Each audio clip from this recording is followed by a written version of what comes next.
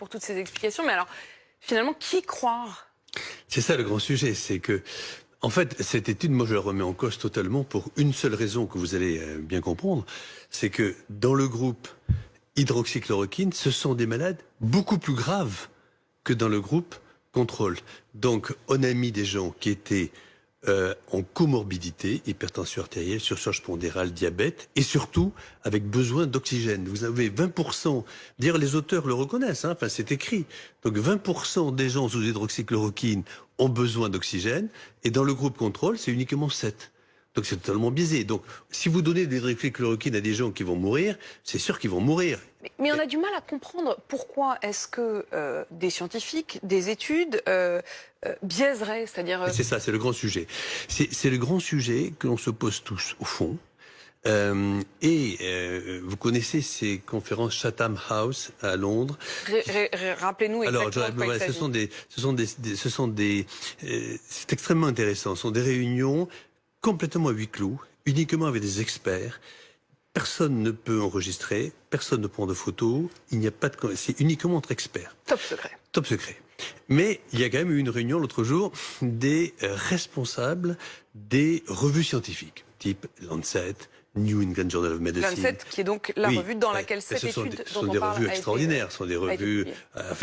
quand c'est écrit dans Lancet, ça veut dire que c'est écrit dans Lancet. Donc c'est pour ça que là, on parle de quelque chose de très important, là, cette discussion. Et ça a fini par fuiter. Le patron du Lancet, Horton, a dit « Maintenant, on va plus pouvoir, au fond, si ça continue, publier des données de recherche clinique parce que les laboratoires pharmaceutiques, aujourd'hui, sont tellement forts financièrement et arrivent à avoir de telles méthodologies pour nous faire accepter des papiers qui, apparemment, méthodologiquement, sont parfaits, mais qui, au fond, font dire ce qu'ils veulent à cela. C'est très, très grave. Mais ce que vous nous dites est très grave. Ça voudrait dire que ce sont les laboratoires pharmaceutiques qui mettent la pression, une pression y compris financière, j'imagine, sur les résultats scientifiques. Mais dans ce domaine-là, vous comprenez qui on peut croire encore aujourd'hui? Non, mais c'est pour ça que je me permets de vous en parler, parce que c'est un des plus grands sujets. Enfin, jamais personne n'aurait pu croire, comme moi j'ai fait de la recherche pendant 20 ans de ma vie, jamais j'aurais cru que le patron du Lancet puisse dire ça, et le patron du New England Journal of Medicine aussi. Il a même dit que c'était criminel. Le mot a été employé par eux. C'est-à-dire que, si vous voulez, quand il y a une épidémie comme le Covid, au fond, il y a des gens, nous on voit mortalité, quand on est médecin, ou vous, on voit souffrance, il y a des gens qui voient dollars. Voilà. Eh bien, aujourd'hui, personne ne s'attendait à ce qu'au fin fond de la France, il y ait quelqu'un qui dise, après tout, l'hydroxychloroquine, pris au début, c'est un antiviral, c'est un anti-inflammatoire. Pourquoi, au début, si on le prend au début, regardez mes chiffres. Bon. Et là, ça a créé une polémique effrayante, parce que vous avez des grands laboratoires, il y en a un américain que l'on connaît tous, qui, justement, a dit, mais c'est pas possible, c'est le moment ou jamais de gagner des milliards. Et donc, chaque fois, je vais le dire, parce que moi, j'ai aucun problème avec ça. Lorsque le Remdesivir, c'est-à-dire que le médicament de Gilead, lorsque Gilead fait une étude, signée Gilead, en disant, mon médicament marche, le Wall Street Journal, le lendemain matin, publie plus 4 milliards. Apolline de Malherbe, plus 4 milliards de valeur boursière. Le jour où quelqu'un, comme moi ou un autre, dit, mais attendez, j'ai pas vu la diminution de mortalité, moi, sur telle étude, il perd 4 milliards. Lorsque Moderna, qui est pourtant une magnifique entreprise d'un Français à Boston, dit, j'ai trouvé le vaccin à propos de 9 cas, un essai de type 1, c'est-à-dire il n'y a pratiquement pas de preuves. Il prend 30% le lendemain. Alors, comment on échappe à ça? Je crois qu'il faut échapper à ça. Il faut vraiment réfléchir à cela sur le plan mondial. Je ne sais pas, voilà, enfin, je pense que là, je ne sais pas, en fait, vous répondre. Ce que je sais, c'est que ça va se passer au niveau des chefs d'État et de gouvernement. On peut pas accepter. Moi-même, j'ai créé en 2009, avec Bill Gates et d'autres, un système qui s'appelle une communauté de brevets, de façon à ce que si on gagne de l'argent, à la limite, pour les pays riches, bon, dans les pays riches, c'est pas très grave, mais alors on le donne immédiatement aussi, à prix coûtant, aux pays pauvres. En tout cas, il faut changer notre modèle. Mais pour terminer sur l'hydroxychloroquine, si vous me permettez, en fait, le juge de paix, il est très simple et on va le savoir très, très vite. C'est, si on prend par exemple la personne que vous avez interviewée récemment, le professeur Raoult, c'est en fait le taux de mortalité entre les gens qui sont hospitalisés et ceux qui décèdent. Parce qu'il n'y a aucune raison d'hospitaliser plus à Marseille, ou à Toulouse, ou à Nice, ou à Paris. C'est toujours pour des problèmes d'insuffisance respiratoire, parce que le Covid, c'est l'insuffisance respiratoire. Donc, ce que vous voulez dire, c'est qu'il faudra prendre la population qui a été hospitalisée, oui. La population hospitalisée et le nombre de morts. Et c'est ces trois données-là combinées. Et là, non, simplement celles qui sont hospitalisées par rapport aux décédés. Et là, vous regardez. Eh bien, écoutez, en France, aujourd'hui, ça, c'est les données du ministère de la Santé. C'est 17,6% des gens qui ont été hospitalisés pour Covid sont mortes. Bon. À l'IHU, à l'Institut hospitalo-universitaire à Marseille, c'est 2,5%. Le jour où oui, mais attention, la preuve se fait. Là encore, moi, je me fais aussi l'avocat du diable. Mais enfin, non, mais vous avez raison.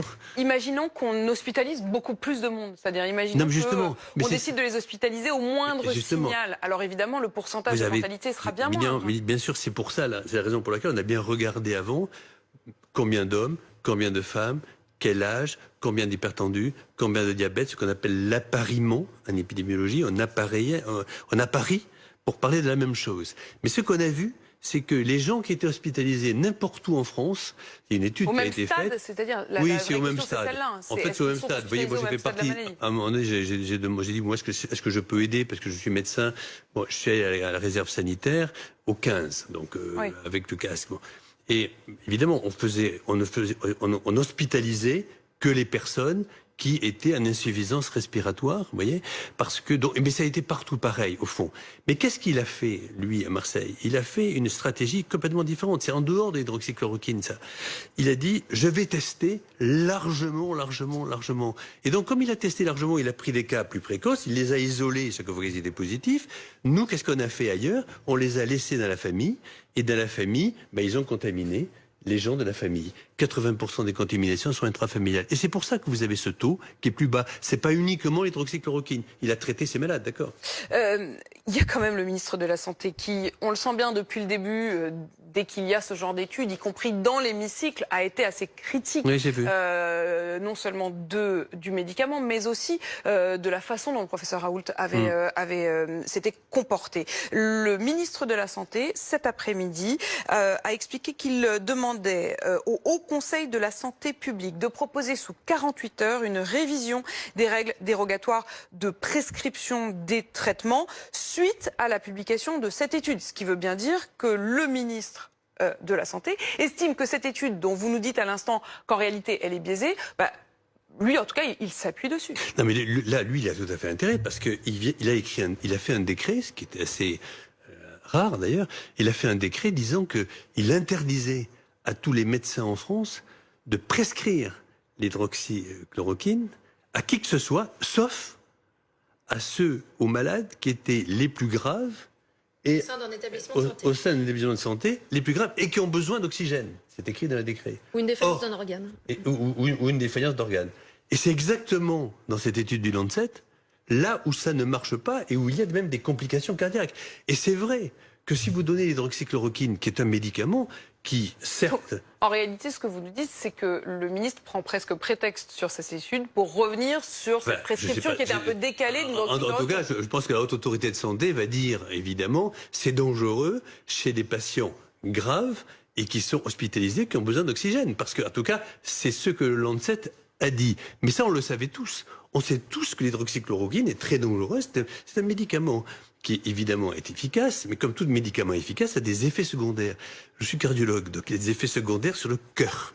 Donc il peut donner des troubles du rythme cardiaque. C'est la raison pour laquelle, surtout ceux qui nous écoutent, ne doivent surtout pas s'auto-prescrire de l'hydroxychloroquine. C'est extrêmement dangereux.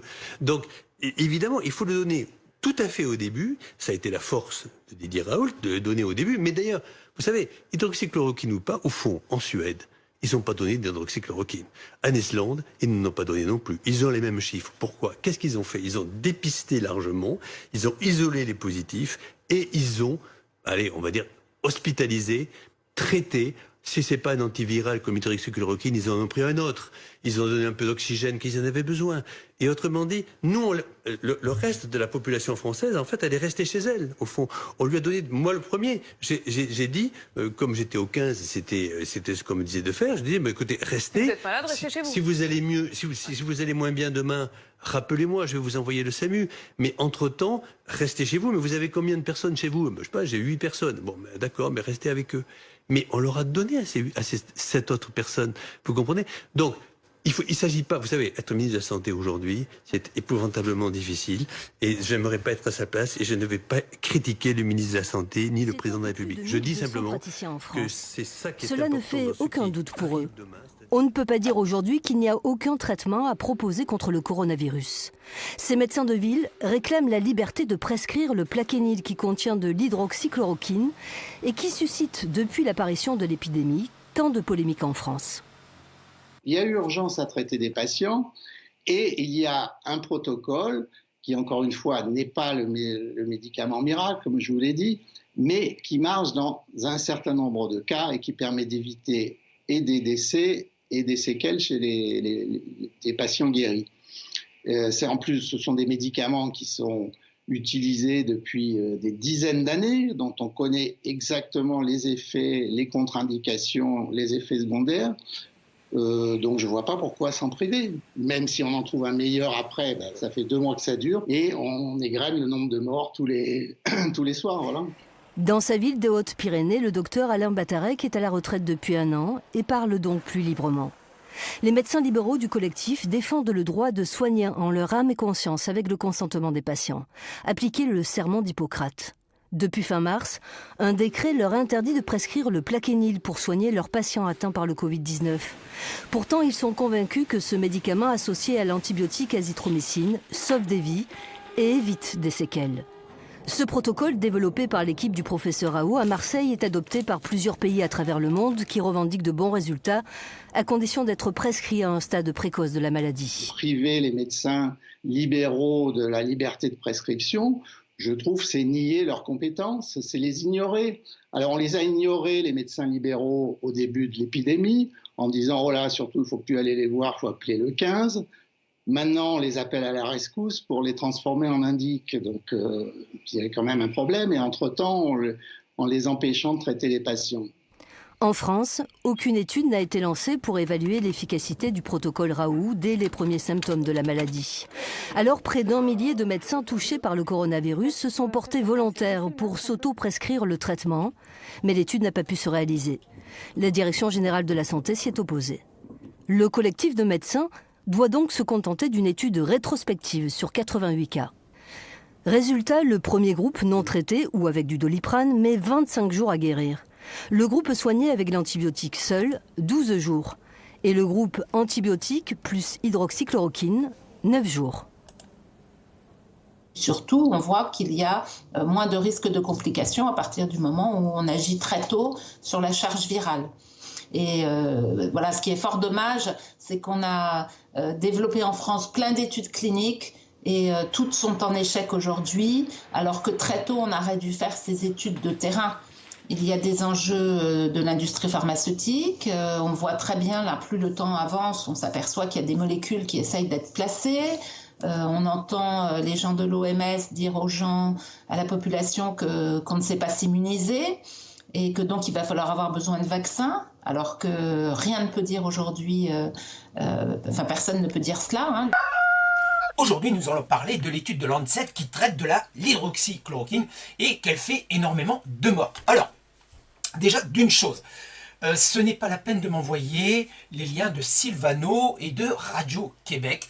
Je suis abonné à ces chaînes, donc ne me mettez pas en pagaille dans les commentaires les liens vers leurs vidéos, je les vois.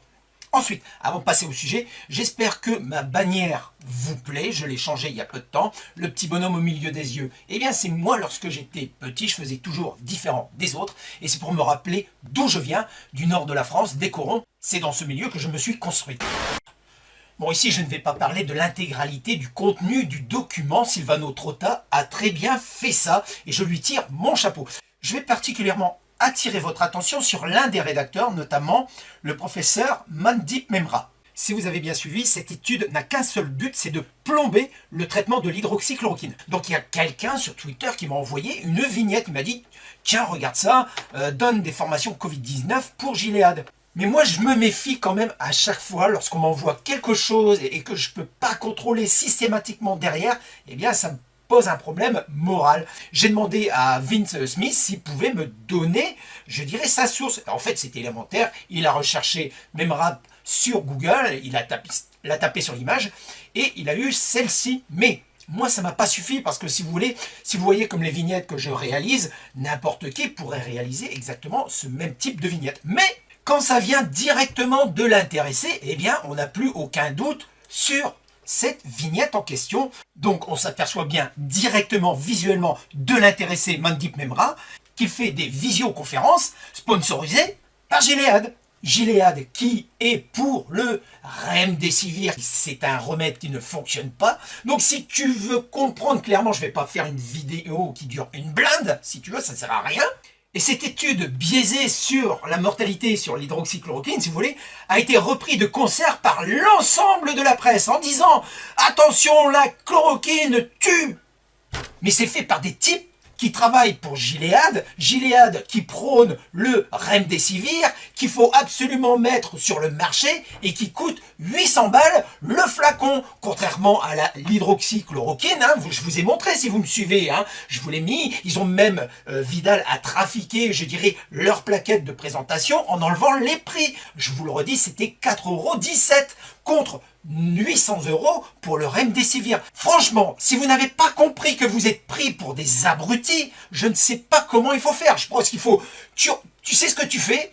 Tu vas, monsieur bricolage, tu vas t'acheter des chaînes, tu te les mets aux pieds, et puis tu vas bosser avec. Comme ça, tu sauras dans quel monde tu vis réellement. L'autre jour, je suis allé dans un magasin, les gens partout... Les gens ont peur, et notamment les personnes âgées. Ils ont l'impression qu'on va leur enlever de la vie si on leur retire leur masque. Mais le masque que tu vas garder toute la journée sur ta bouche, eh bien dedans, c'est un nid à microbes si tu le laisses toute la journée. Le masque, c'est occasionnel quand tu dois être en contact direct avec des personnes infectées. C'est pas à garder sur la tronche toute la journée, putain. Renseigne-toi auprès de ton médecin. Et non, même pas. Pour faire mieux, je t'invite à aller voir la vidéo Les masques, le paracétamol de Silvano Trotta. Il a fait un truc très bien là-dessus. Je crois que c'est là-dedans qu'il parle les effets nocifs quand tu gardes le masque toute la journée sur la tronche. Tiens là, un petit cadeau pour ceux qui se pensent beaucoup plus intelligents que les autres.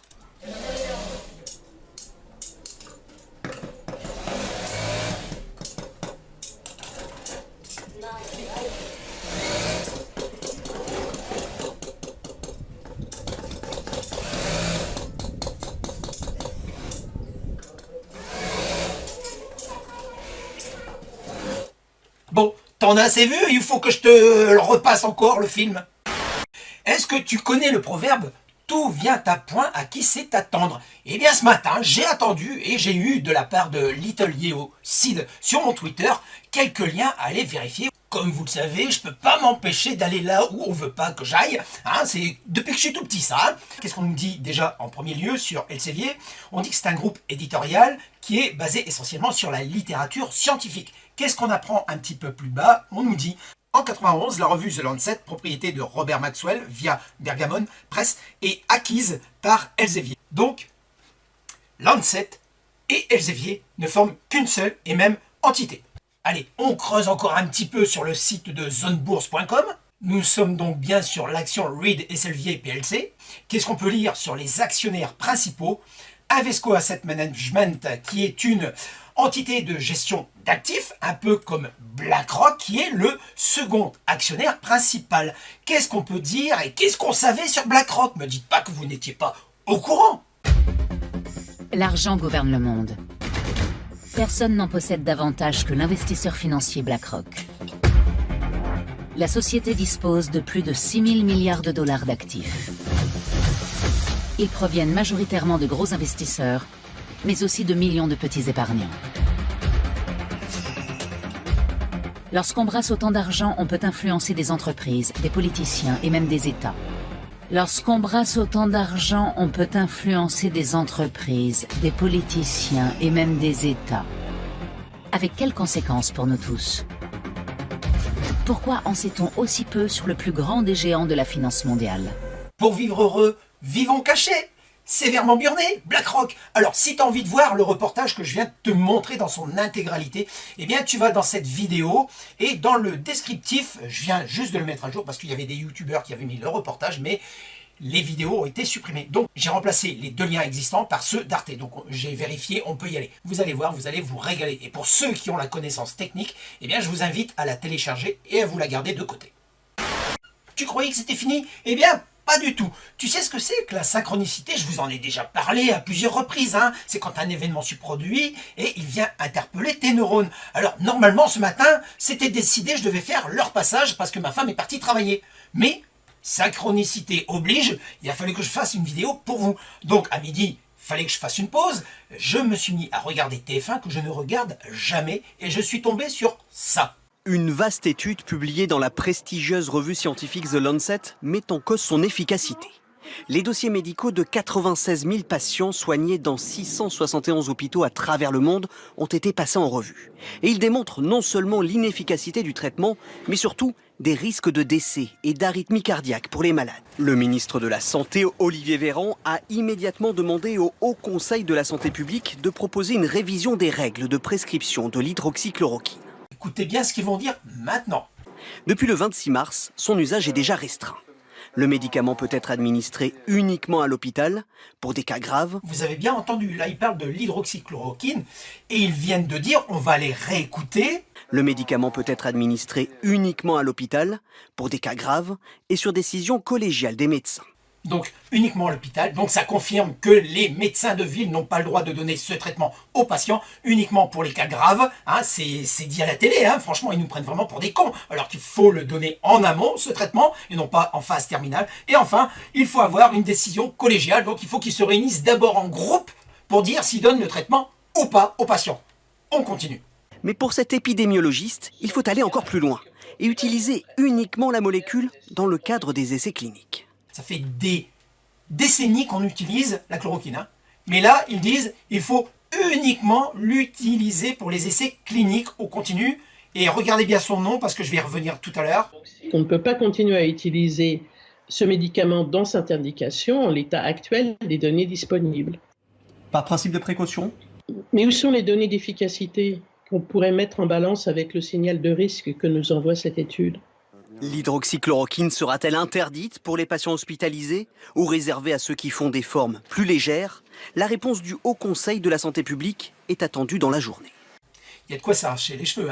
Ils se posent la question s'ils vont le donner au début du traitement. Alors ça fait des mois que c'est donné, même les médecins ils s'en foutent de l'autorisation, ils donnent quand même les traitements partout. Je crois que nous sommes à la fin d'une partie d'échec, c'est pour ça que tout à l'heure je vous ai mis une image pour faire cette représentation. En fait quand tu as cramé tes pièces maîtresses, eh bien, ton jeu est vraiment très faible, donc tu envoies tout ce que tu peux, tu vas jusqu'au bout de ce que tu peux faire, donc tu es prêt à sacrifier n'importe qui. Je me suis dit maintenant que tout peut être contrôlé sur internet, entre guillemets, je dis bien entre guillemets, je me suis dit si elle fait partie du camp qui est contre l'hydroxychloroquine, ils vont pas être assez cons pour la mettre en avant, pour être interviewés sur les plateaux télé. Eh bien, figurez-vous que si on tape son nom sur la base Transparence Santé, eh bien voilà le type de résultat. C'est vraiment des toutes petites sommes, mais ce qu'il y a d'important à voir là-dedans, c'est que Gilead Sciences apparaît. Car quand tu peux mentir pour un bœuf, tu peux mentir pour un œuf. Et comme nous le précise la page d'accueil de Base Transparence Santé, eh bien tout ça, c'est les entreprises qui sont responsables de l'exactitude des contenus publiés. Donc, je vous laisse en déduire ce que vous voulez. Conclusion de cette vidéo. 1. Une étude biaisée pour démolir la chloroquine.